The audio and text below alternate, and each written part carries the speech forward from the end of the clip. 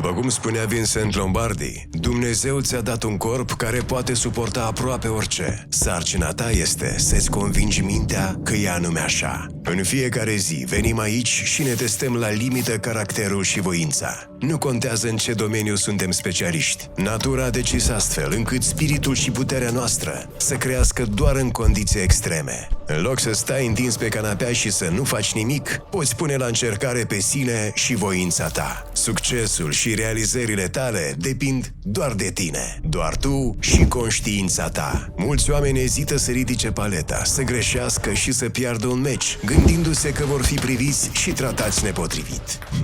Nu, greșelile sunt experiență, iar dacă o accepti, faci un pas înainte. Ține minte, ai ajuns într-un loc și într-o comunitate în care toată lumea a trecut prin asta. Acesta este locul unde caracterul și voința devin mai dure. Așadar, ce alegi? Să stai tolănit? Sau faci alegerea corectă? Alătură-te echipei noastre. Ai în vedere că succesul nu așteaptă.